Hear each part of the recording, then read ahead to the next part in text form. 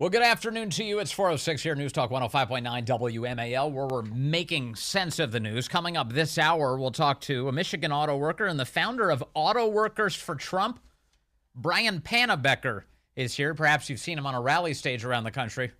Brian will weigh in here on WMAL. And then we'll talk to Congressman Matt Rosendale at 5 o'clock as Speaker Mike Johnson has a plan to shore up our election integrity. He wants to link an important bill to this year's spending fight.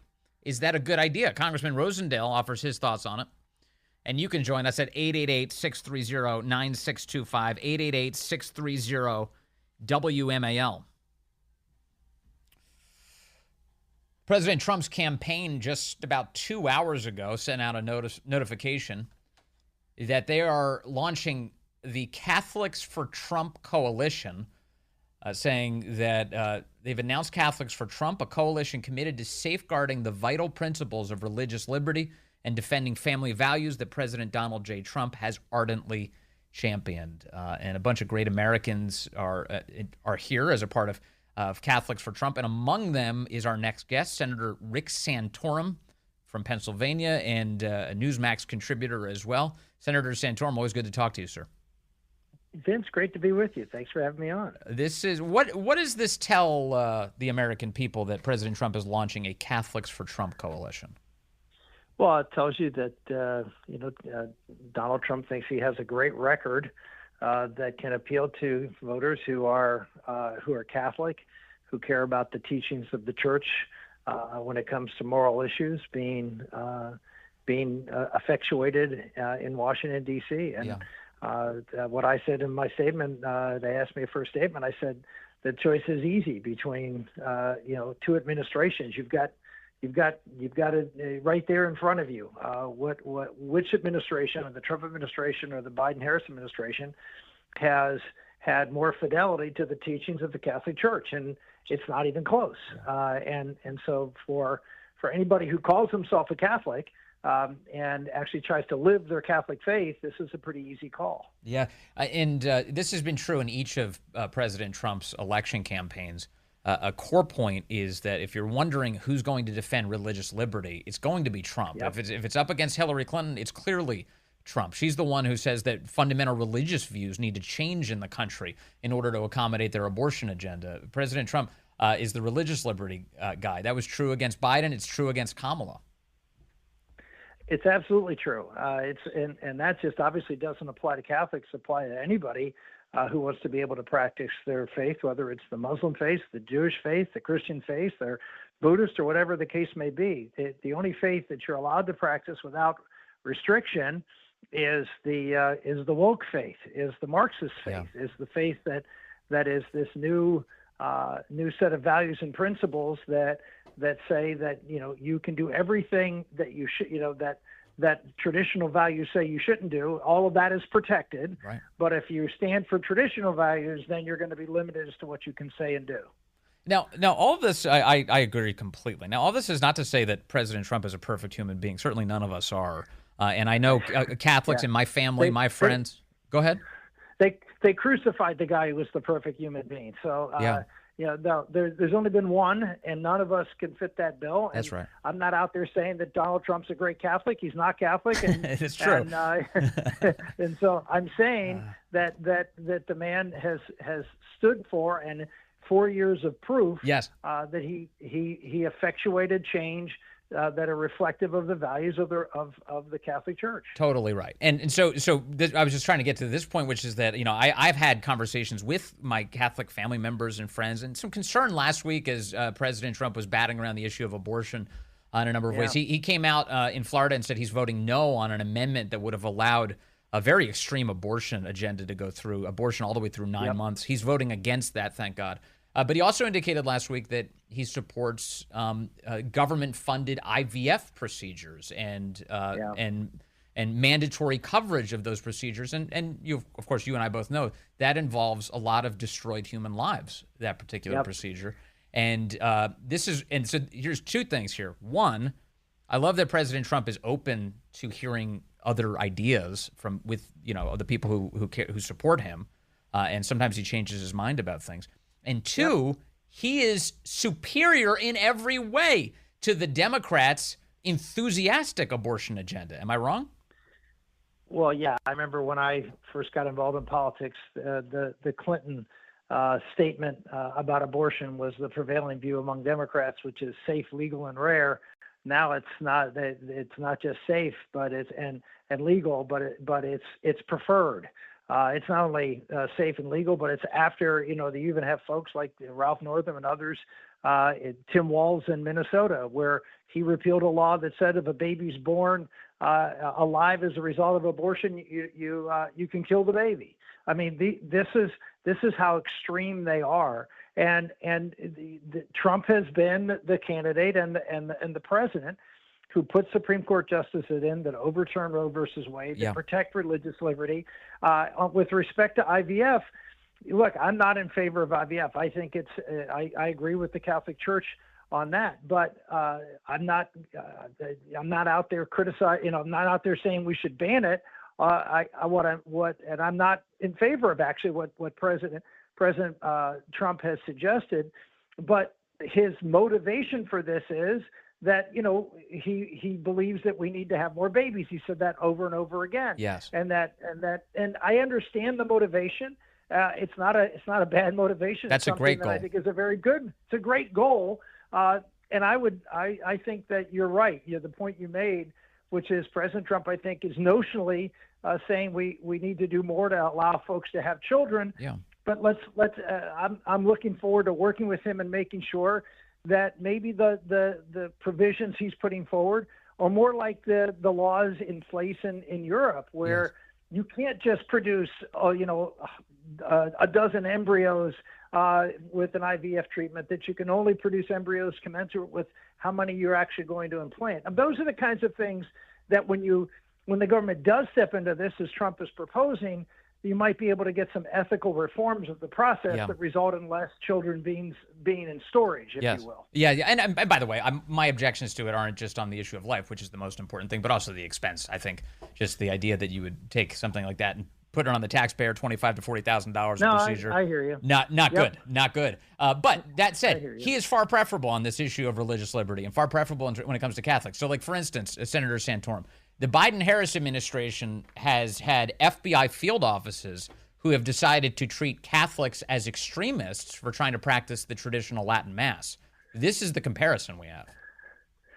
It's really remarkable that someone whose desire is simply to go to Mass the way it was said for hundreds of years up until I was a child. I went to the traditional Latin Mass because it was the only Mass that was offered. Right. And the reality is that this is not a fringe or dangerous group of folks. These are folks who are, in many cases, the most reverent and ones who adhere most closely to the teachings of the Church. This is not a terrorist group. This any more than your grandparents in the 1950s who were Catholics were terrorists. The reality is that these folks scare the left because they are, in fact, strict adherents to their faith. And they're willing to fight for their faith against people like Harris and Biden, who are trying to undermine the values that faith teaches. And that, to me, should send you to deliver a very clear message that the government is aligning against people who uniformly oppose them and their political views. That's a dangerous thing to see happen in this country. And it really, one of the messages from the Biden-Harris administration is they want people of faith to be ashamed or quiet about what they actually believe. An example, a lot of examples of this include like sending SWAT teams to the homes of people who stand outside of abortion mills and are merely praying or singing church hymns, and then prosecuting them and throwing them in jail. Ask Mark Houck what that's like. Ask the people who are literally singing church hymns. I know you have. I'm just saying, just generally, it's just like there's a super clear contrast here. Well, you have the government prosecuting people who pray in front of abortion clinics to protect human life because their faith calls them to do so, and not only do they get arrested, but they get prosecuted and they get convicted and they get thrown in jail. Where you have folks at Columbia University right now who are who are protesting in favor of terrorists, in favor of people who are anti-Semitic, killing Jews, and they're out there destroying property, not praying, not being orderly, but in fact doing violent and destructive things, and they just run them through the turnstiles and they're right back out on the street. This is the kind of country that you're looking at. You're going to be looking at. Those people are going to be in charge versus a country that wants order and a return to normalcy. Yeah, I totally agree. When it comes to Catholics who are out there and who may be contemplating who to vote for, I'm not sure you could even make it more clear than you have to begin with, Senator Santorum. But it sounds to me like you're urging them to go in there and pull that lever for Trump this year. Well, again, if you want to be able to, people don't realize how much religious liberty is at risk. You look at other countries, you look at what's going on in Europe, in Britain, in France, and people's right to exercise a religion is in fact being limited. Canada, there are hate speech laws and things like that are specifically targeted at Catholics and Christians. Yes, that's a serious issue. That on top of that, you as a Catholic, if you just listen to what the church is teaching, you can't vote for someone who is advocating for children to be killed, not just permits it, but is in fact cheerleading for it, is in fact encouraging people to have abortions, that have abortion clinics outside their convention offering people abortions. This is a culture of death, yes, not a culture of life, and Catholics can't vote for that. And they're taking your money to fund it.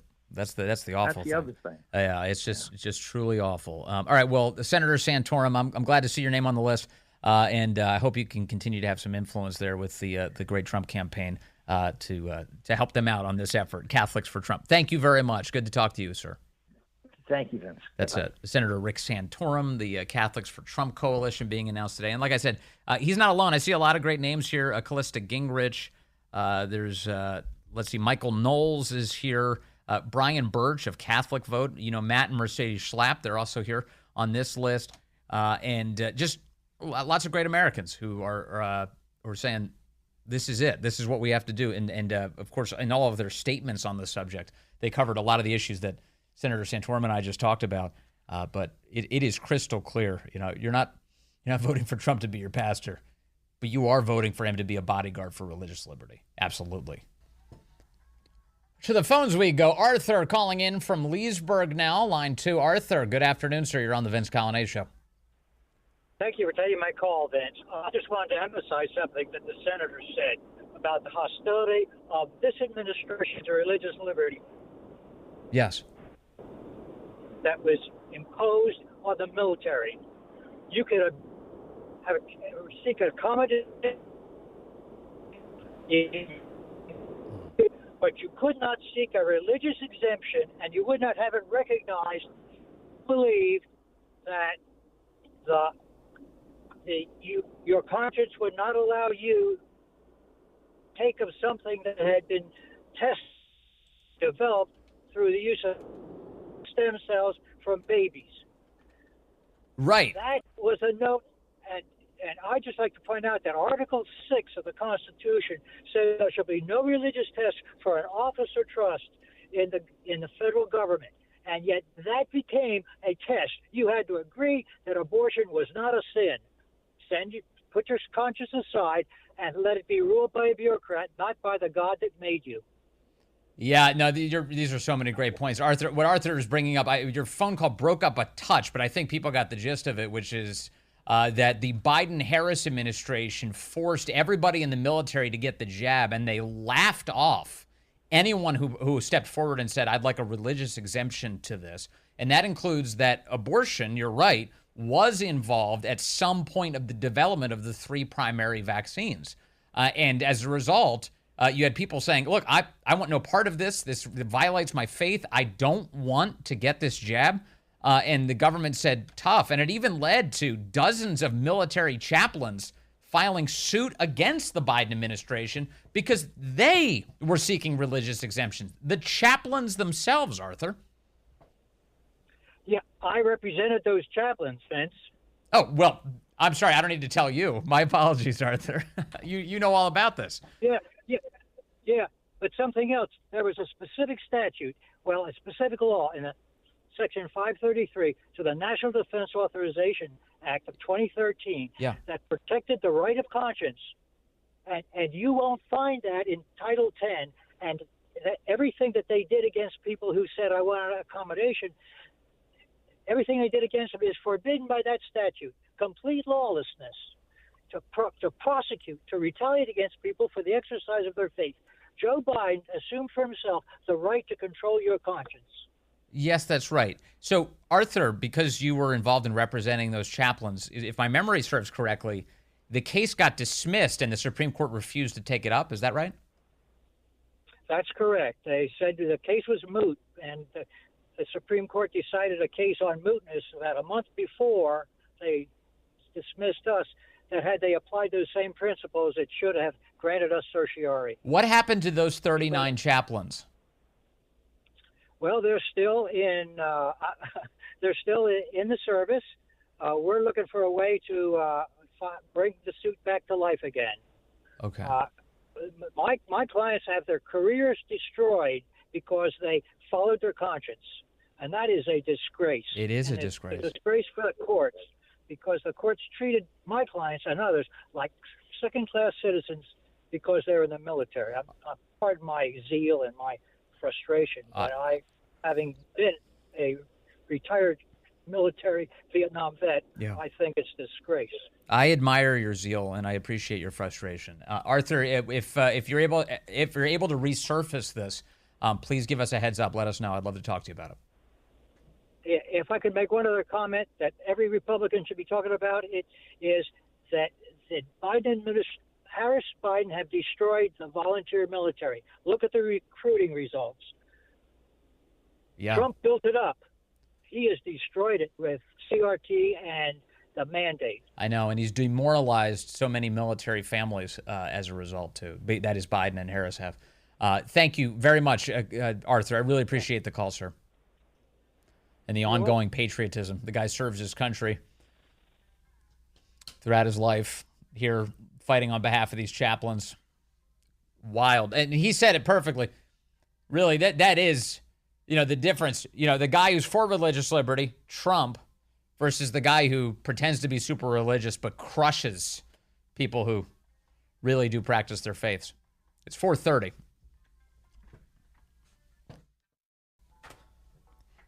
Hey, good afternoon to you. It is 4:36 here, News Talk 105.9 WMAL, where we're making sense of the news. Coming up, Congressman Matt Rosendale will be with us. We are going to talk to him about Speaker Mike Johnson's decision this week to include a voter integrity bill in the spending battle that's taking place in Congress. A lot of excitement on the right about that because we need voter integrity, let's be honest.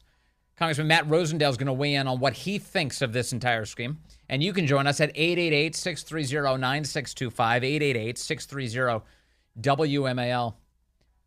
If you ever get a chance to see a Trump rally, just go on the internet, watch one of these on a live stream. Sometimes you'll see a gentleman who represents Autoworkers for Trump. His name's Brian Pannebecker, and here's what he sounded like last week with President Trump on stage. I represent the Autoworkers for Trump organization, which was a Facebook group. I started that group. Thank you. There's some auto workers here, I'm sure. Lansing got a lot of them. But unfortunately, a lot of them have lost their jobs. Listen, Chrysler and General Motors have already gone bankrupt once. But if we allow electric vehicle mandates to be put on this industry by the federal government, they're going out of business again. We got to fight against that. And this guy standing right here is the only person who will do it. We cannot allow the federal government to put mandates on the auto industry to build electric vehicles when the consumers do not want them.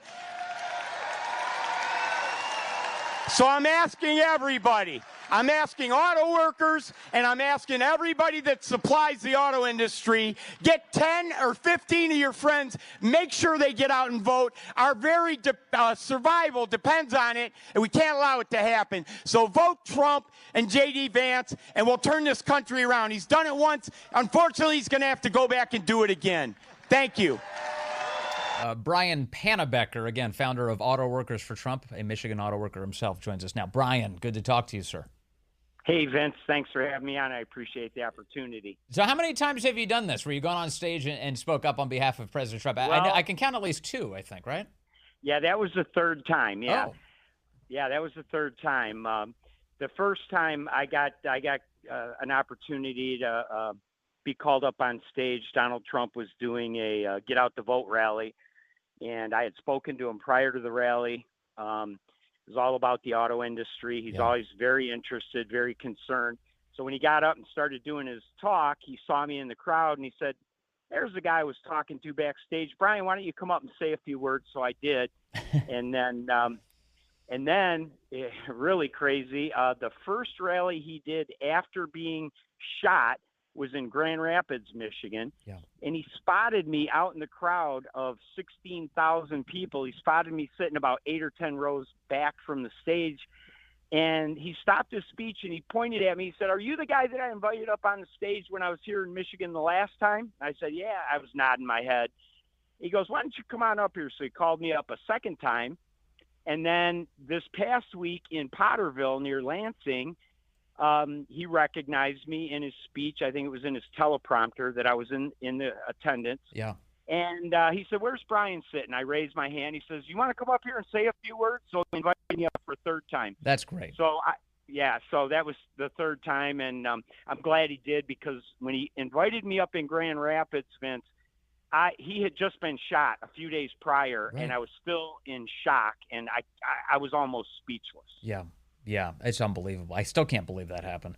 I know there's so few people who can. So when it comes to your organization, your group, you mentioned, I heard in the audio there, you started a Facebook group, Auto Workers for Trump. Brian, can you tell us a little bit about yourself, your career as an auto worker, and what led you to do this, to support President Trump here? Sure.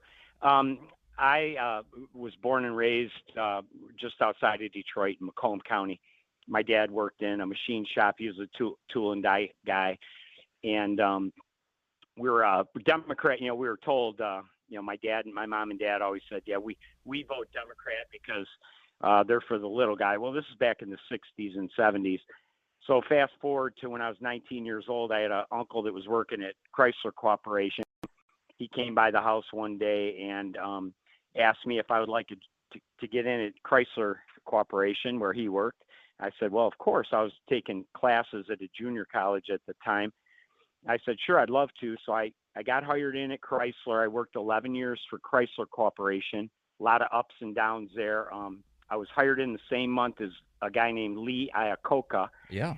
And 11 years later, while he was still there, they offered buyouts, which was part of Iacocca's responsibility to downsize that company, and he did. And I got offered a buyout, and I took it. And then a few years later, I had a relative who worked at Ford Motor Company, and they got me an application. I put it in and ended up getting hired at Ford Motor Company in Sterling Heights, right where I grew up, and hired in and worked 25 years for them. So I have a combined 36 years with 2 of the big 3. Yes.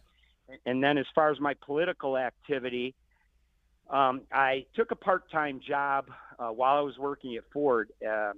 I helped a state senator get elected, Jack Brandenburg from Macomb County, and he offered me a job as his district aide. So I took that, and I was able to work here in the district on his behalf while he was in Lansing. And during that time I was working for him back in the 2010 to 14 era, I met a gentleman named Scott Hagerstrom, who ended up being the director of the Michigan chapter of the anti-tax organization. I can't think of the name of it. The Koch brothers own it. Okay. Or run it. Anyhow. It was Americans for Prosperity, probably? Americans for Prosperity. You're exactly correct. So he was Michigan director of AFP. And as fate would have it, Donald Trump hired him to become his Michigan campaign director. Got it. Well, I knew Scott pretty good. So when Trump made an announcement that he was coming to Novi, I contacted Scott Hagerstrom and asked him if he could get me backstage to get my picture taken with Donald Trump. Sure. So he pulled a few strings, got me in there. I met Trump. And I got to tell you this part, Vince. I told him that we had the keys to the White House waiting for him in Macomb County, because we were out in Novi at that time. And I said, if you come to Macomb County and ask for the Reagan Democrats' support and you get it, you might win Macomb County big enough to carry the entire state of Michigan. I said, Mr. Trump, if you carry Michigan, you win the White House. So he did exactly what I suggested he should do. He came to Macomb County. They reopened a venue, an outside venue that was closed in November, Freedom Hill in Sterling Heights. We helped them pack 15,000 people in there. A lot of them were auto workers, auto retirees. And 2 days after that rally, he won Macomb County, which Barack Obama had won both times he ran. Donald Trump not only flipped it, but he won it by 50,000 votes. And the margin of victory in Michigan was only 10,700. So the exact scenario I laid out to him played out, and he, the rest is history. It is. Well, and I'm looking at, there's a survey out of the Detroit News, WDIV, yesterday, finding that President Trump holds the advantage right now in Michigan by over a point, 44.7 to 43.5, Trump versus Harris. So his chances in Michigan appear good again this year.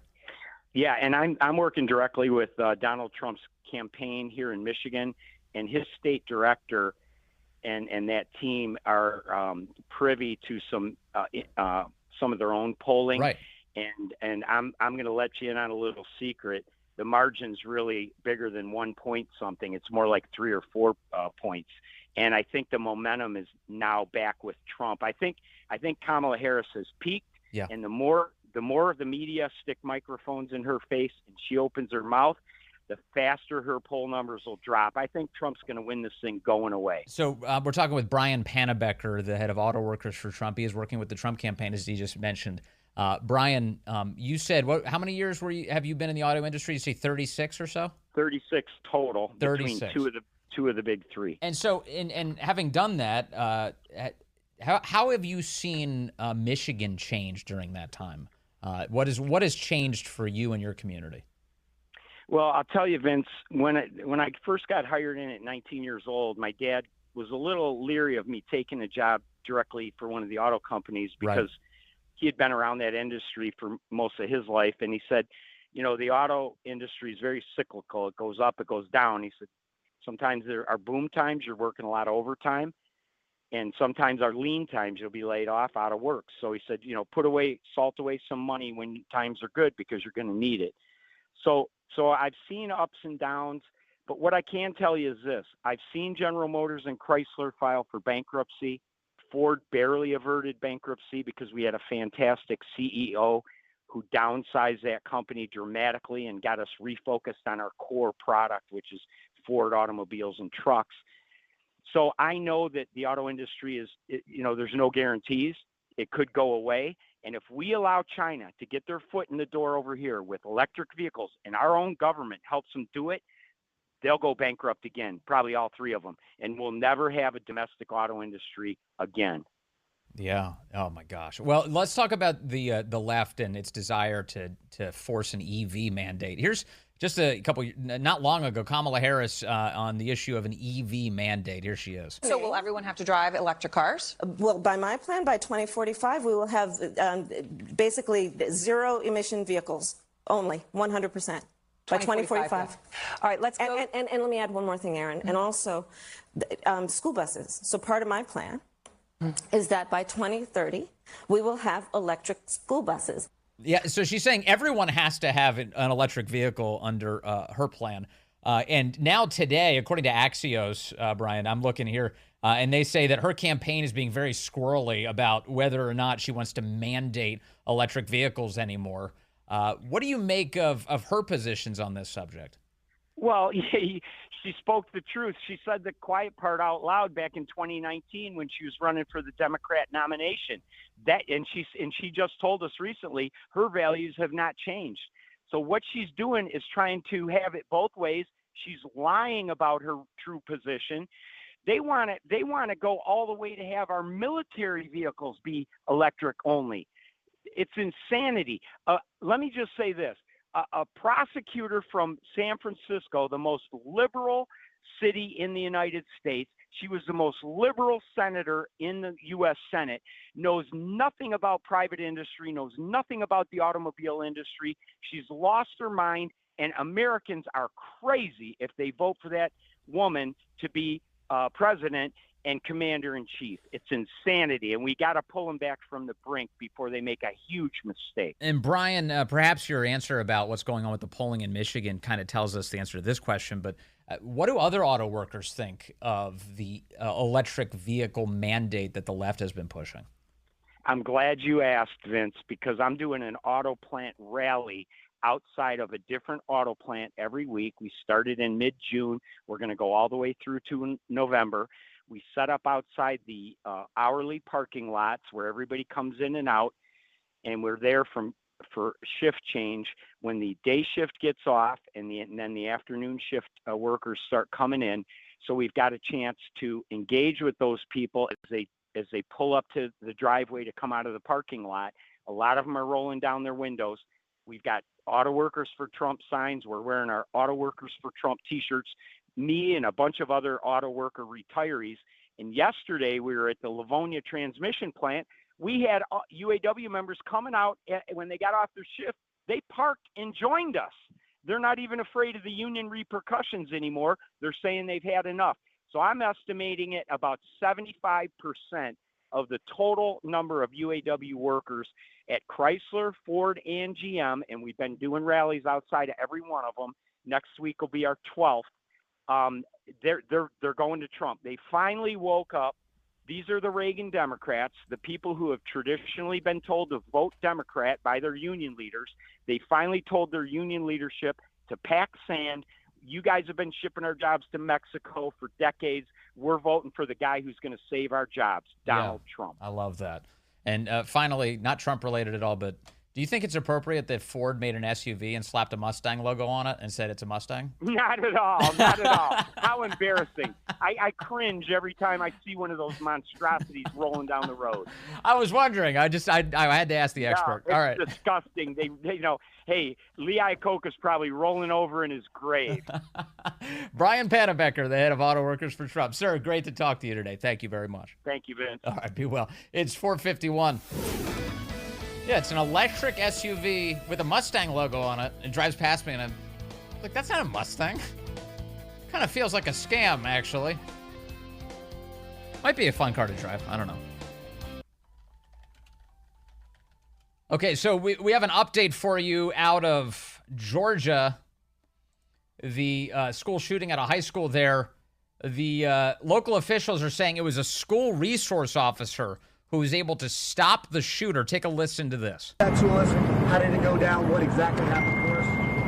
Obviously, the shooter was armed, and our school resource officer engaged him. And the shooter quickly realized that if he did not give up, that it would end with an OIS, an officer-involved shooting. He gave up, got on the ground, and the deputy took him into custody. Sheriff, any idea how the weapon got inside the school? And was there any warning? So a good guy with a gun brought the chaos to end today. The voice you're about to hear, that's Kamala Harris. I want to bring you back in time now. This was 2019. Kamala Harris participating in a campaign forum. Here's what she had to say about school resource officers. Being incarcerated for a couple of days is traumatic, much less the weeks, months, and years that we're seeing that happen. And so part of my plan is also a reduction of that. And then also, again, what we need to do about demilitarizing our schools and taking police officers out of schools. We need to deal with the reality and speak the truth about the inequities around school discipline. Yeah, she says we got to take the police officers out of the schools. Had Kamala had her way, those students in Georgia would have been a lot more vulnerable today. Those are the latest updates. Again, as more come in, we'll share them with you. Coming up next, Congressman Matt Rosendale joins us. We will talk to him about Speaker Mike Johnson's plan to verify that only U.S. citizens are involved in our elections, but trying to link it to a big spending package. Matt Rosendale has a unique take on this. We'll ask him next.